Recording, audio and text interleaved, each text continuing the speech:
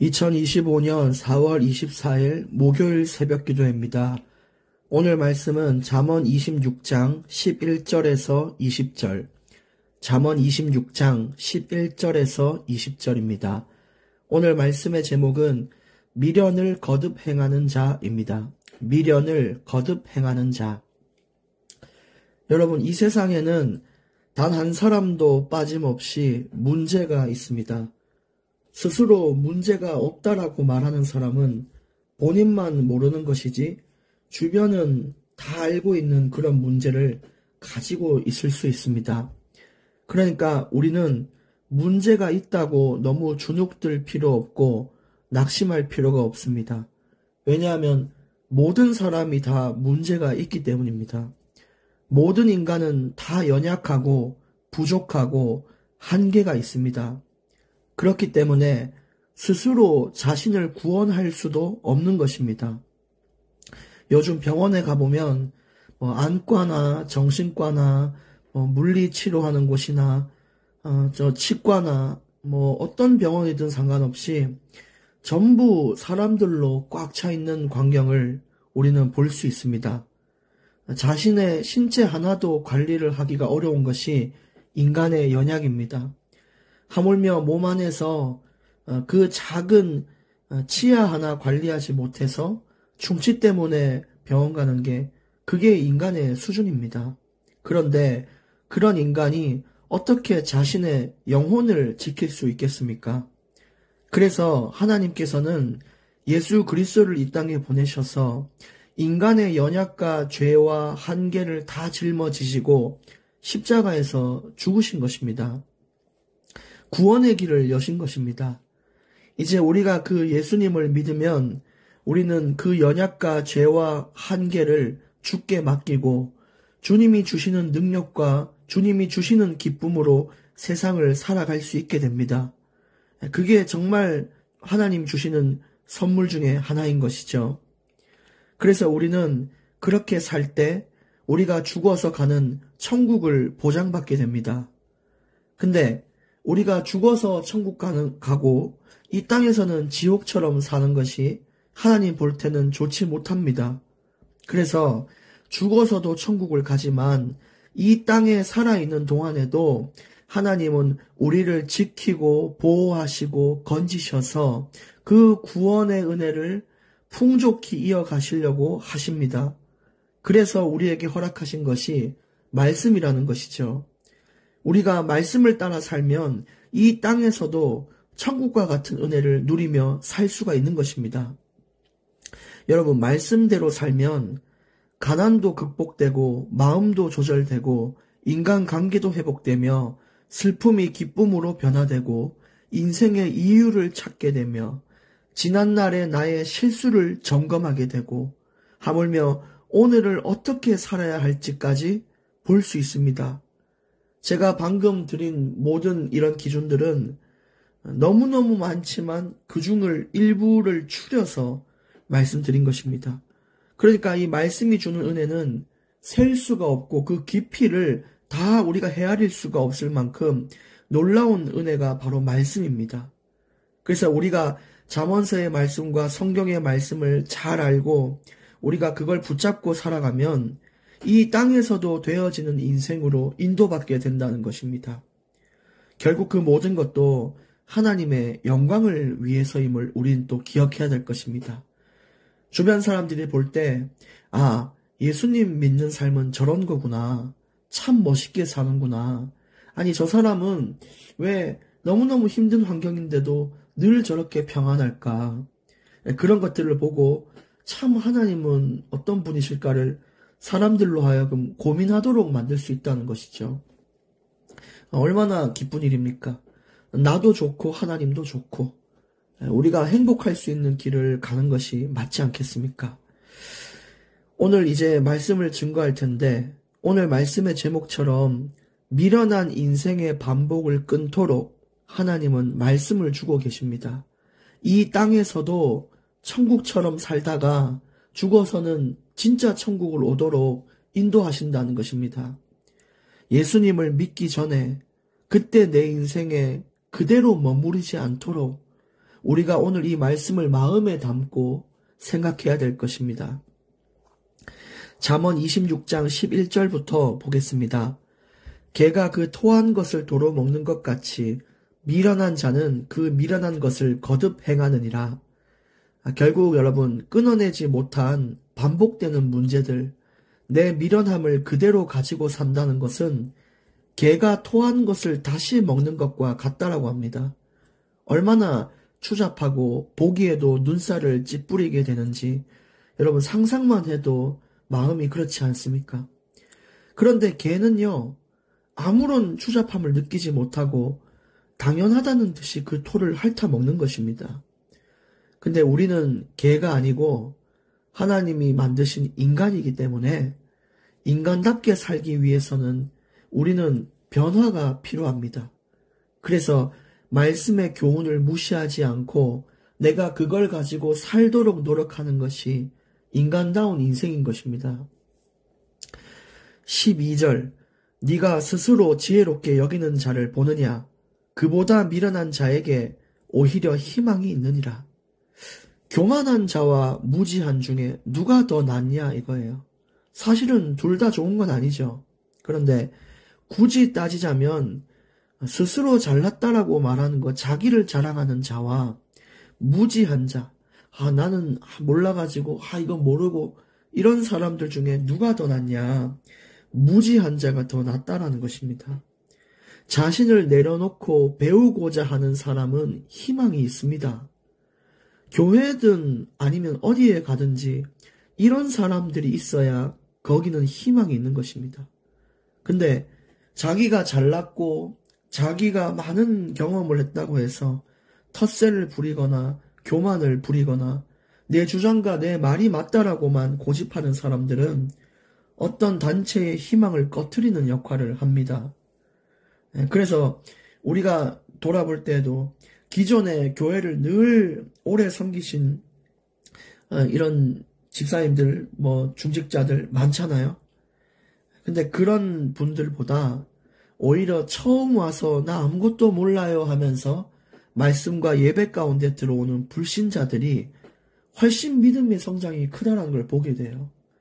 나중된 자가 먼저 된다라는 것을 우리는 많이 확인을 했습니다. 근데 그게 어디서 비롯되냐? 내가 스스로 지혜롭다고 여길 때에, 내가 많이 알고, 내가 이쯤 되면은 교회 행정 시스템 다 알고, 내가 이쯤 되면은 예수에 대해 잘 알고, 나 전도 많이 했고, 이런 사람들을 통해 희망이 자꾸 꺼져간다는 것입니다. 오늘 이 말을 깊이 묵상해야 될 것이죠. 13절부터 16절까지도 보겠습니다. 게으른 자는 길에 사자가 있다, 거리에 사자가 있다 하느니라. 문짝이 돌적이를 따라 도는 것 같이 게으른 자는 침상에서 도느니라. 게으른 자는 그 손을 그릇에 넣고도 입으로 올리기를 괴로워하느니라. 게으른 자는 사리에 맞게 대답하는 사람 7보다 자기를 지혜롭게 여기느니라. 이 게으른 자의 핑계를 말하고 있습니다. 일하러 가라, 너 돈 벌어야 되지 않겠냐 라고 얘기했더니 길에 사자가 있어서 못 간다고 얘기한다는 거예요. 물론 지금도 사자라는 걸 존재하죠. 근데 우리 길거리 나가면 사자가 있습니까? 없다는 거예요. 근데 너 왜 일을 안 하냐 얘기했더니 저 밖에 사자가 있어요. 말도 안 되는 핑계를 댄다는 거죠. 본인만 그럴싸하다고 생각하는 거. 14절에서도 이런 게으른 자는 침상에서 누워서 가만히 있는 자, 아무런 노력도 없고 찾아봄도 없고 이런 계획도 없이 누워만 있는 자. 15절에는 더해요. 밥을 배고파서 먹어야 되는데 손을 그릇에 넣어서 음식은 잡아놓고 입으로 올리는 것이 괴로워서 못하는 거예요. 주변에서 많은 조언들 또 많은 길을 열어줘도 너무너무 네 그려놓고는 자기가 그걸 안 하는 거예요. 그게 힘들고 어려우니까 싫다는 거예요. 귀찮아. 손 무거워. 근데 배는 고파서 먹고는 살아야겠어. 그래서 내린 결론이 내가 더 해야겠구나 이렇게가 아니라 누가 먹여주면은 배부를 텐데. 그러면서 계속 괴로워하는 인생. 영적으로나 육신적으로나 이런 괴로운 인생을 피해야 됩니다. 항상 우리가 교회에 온 것은 손을 그릇에 넣은 것과 같아요. 이것까지도 많은 도전이 있었겠죠. 근데 이거를 입으로 올려서 먹어야 될 텐데 교회에 와서 말씀에 집중도 못하고 진짜 하나님한테 기쁨의 예배도 못하고 늘 그냥 지친 상태에서 왔다 갔다. 여러분 그런 사람들이 영적인 게으른 자들입니다. 예배를 준비하며 기도하지 않고 그러니까 어쨌든 영적이로든 육적으로든 이 게으름을 피할 수가 있는 것이 희망이 살아나는 것이고요. 그 미련을 거듭 행하지 않는 것이고요. 그것이 하나님 볼 때에 마땅히 하나님의 형상대로 사는 것입니다. 16절 게으른 자는 사리에 맞게 대답하는 사람 7보다 자기가 더 맞다는 겁니다. 다 자기 말이 맞다는 거예요. 아무리 7명이 와서 그래도 이게 맞고 이건 이렇게 해야 되고 그건 하면 안 되고 얘기를 해도 그래요. 근데 제 말이 더 맞는 것 같은데요. 얼마나 이 답답한 사람입니까? 희망이 꺼져가는 사람이 이런 사람입니다. 자기 말이 다 맞고 합리화되고 그게 참 무서워요. 우리는 핑계보다는 순종이 필요하고 침상보다는 기도가 필요한 사람들입니다. 그게 인간의 연약을 주께 맡기는 것입니다. 모든 사람이 연약하기 때문에 귀찮다 이런 생각을 하는 것은 당연한 것이지만 거기에 머물러 있는 것이 부끄러운 것입니다. 17절 길로 지나가다가 자기와 상관없는 다툼을 간섭하는 자는 개의 귀를 잡는 자와 같으니라. 그럼 지나가다가 개의 귀를 왜 잡습니까? 개한테 그건 물리는 거예요. 이걸 봤을 때 우리가 지나가다가 개하고 싸울 필요는 없는 것처럼 나하고 상관이 없는 일에 자꾸 간섭을 하지 말라는 것입니다. 평화는 언제 일어나냐면요.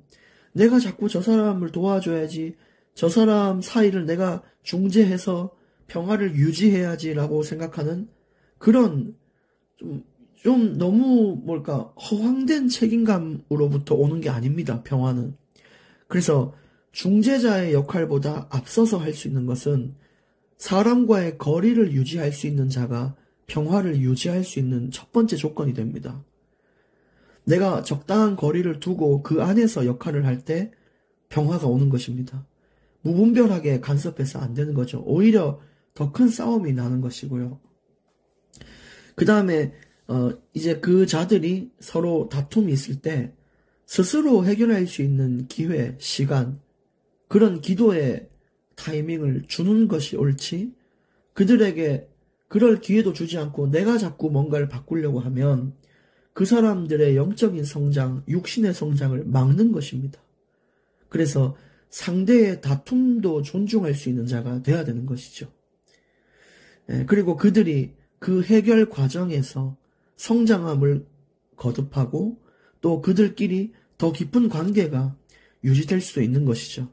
근데 우리 스스로가 그 거리를 허물고 다가가서 다 그들을 인형과 로봇처럼 만들어서 내가 문제 해결하면 그게 과연 평화라고 할 수 있겠습니까? 그래서 이 평화도 거리를 조절해야 되고 또 지혜로운 분별 아래에서 할 수 있어야 되는 것입니다. 오늘 18절 19절도 보겠습니다. 횃불을 던지며 화살을 쏘아서 사람을 죽이는 미친 사람이 있나니 자기의 이웃을 속이고 말하기를 내가 희롱하였노라 하는 자도 그러하니라. 어떤 사람을 말하냐면요. 자신의 이웃을 속이고 말로 상처를 주고 또는 이런 때린 폭력까지 가해놓고 나중에 농담이었어. 장난이었어. 뭘 그것 갖고 그래. 라고 얘기하는 사람을 뭐라 한다고요? 미친 사람이라 하는 거예요. 미친 사람. 사람한테 상처 줄 거 다 줘놓고 농담이었다. 장난이었다. 그럼 그게 말이 됩니까? 받는 사람이 어떤 것인지에 따라 그 장난인지 폭력인지가 나오는 것이지 자신이 무슨 그런 기준이 있겠습니까? 요즘 유튜브에 보면은 몰카라는 것이 유행을 해서 막 사람들을 속이고 그렇게 시청자에게 웃음을 유발하는 그런 콘텐츠가 좀 많이 알려져 있습니다. 근데 그 중에 뭐 좋은 콘텐츠도 있죠. 사람들에게 좀 유익되는 몰래카메라 이런 거 있으면 참 좋은데, 예를 들어 뭐 바람난 몰카, 뭐 남녀가 서로 바람이 나서 이렇게 가는 몰카, 이런 몰카도 뜬 걸 본 적이 있는데, 그 몰카를 당한 여자나 남자 입장은 얼마나 가슴이 철렁하겠어요. 자기가 사랑하는 남자나 여자가 바람이 났단 말이죠. 그러면 얼마나 큰 상처와 충격을 받았는데 나중에는 몰카다 이렇게 얘기하면은, 어떤 사람은 다행이다 이런 사람이 있겠지만, 마음 약한 사람은 이 평생 갈 상처가 되지 않겠습니까? 그러니까 내 기준으로 농담, 뭐 희롱, 장난을 기준 삼아선 안 되는 것입니다. 제가 어릴 적에 어머니께 죄송한 게 있는데, 지금에서야 이렇게 또 사과를 드리는 것 같아요. 한참 어릴 때, 아주 어릴 적에 친구들 사이에 합성하는 이런 이미지 프로그램이 유행을 했었어요. 예를 들어 뭐 뉴욕이라는 사진이 있으면 거기 제 얼굴을 넣으면 제 뉴욕에 있는 것처럼 할 수 있는 건데, 하필이면은 친구가 장례식 합성을 제게 준 거예요. 근데 제가 거기에 얼굴을 넣고 카카오 스토리나 이런 데 올려버리니까 영정사진을 제가 올린 거 아닙니까? 제 영정사진을. 근데 그걸 본 어머니가 많이 꾸지람을 하시는데, 저는 장난인데 왜 그러냐 이렇게 얘기를 했어요. 아니 그 친구들끼리 다 장난하는 건데 뭐 이런 장난도 이해하지 못해서 나를 부끄럽게 만드냐라는 아주 철없고 무식한 대답을 어머니께 했는데, 지금 생각해보면은 너무 죄송한 거 있죠. 그 사람 입장에서는, 상대 입장에서는, 또 어머니와 부모 입장에서 자기 자식의 장례 사진이 올라오면은 누가 기쁘겠습니까? 그래서 참 철없던 지난날의 저를 돌아보며 좀 부끄러움을 많이 가지는 오늘 잠언서였습니다. 오늘 또 20절, 오늘 마지막 구절인데요. 나무가 다하면 불이 꺼지고 말쟁이가 없어지면 다툼이 쉬느니라. 이 말이라는 것이 장작입니다. 다툼은 불이고요. 다투고 있는데 계속 말 위에 말을 얹고 하면은 그 불은 꺼지지 않는 것처럼 말수를 줄여나갈수록 다툼은 줄어듭니다. 어차피 이 말로 싸우기 시작하면은 상처 주기 대결입니다. 결국 문제 해결이 아니라 상처를 주기 위한 싸움이 되는 것이죠. 나중에는 말도 안 되는 논리를 가지고 싸움이 나고 5년 전, 10년 전 이야기를 가지고 와서 싸우면서 결국은 이거는 다툼을 조정하기 위한, 화해하기 위한, 이 분쟁을 없애기 위한 싸움이 아니라 서로 칼을 들고 찌르는 것과 같게 됩니다. 그래서 여기서도 성경의 원리대로 절제와 삼가함이 우리에게 있을 때 우리는 평화를 유지할 수 있게 될 것입니다. 오늘 결론은 미련한 인생을 끊어내자, 반복되는 문제를 끊어내자입니다. 기도하겠습니다. 하나님, 오늘 주신 말씀 감사합니다. 이 말씀 가지고 인생의 미련을 더 이상 거듭하지 않도록 주께서 은혜 내려 주시옵소서. 인생의 지난날을 돌아보며 반성되는 모든 부분들 정말 진심으로 반성하고 회개하게 하여 주옵소서. 또 갱신하여 이제는 주변을 기쁘게 할 수 있는 자들이 되게 하여 주시옵소서. 평화 유지할 수 있는 교회가 되게 해 주옵소서. 예수님의 이름으로 기도합니다. 아멘.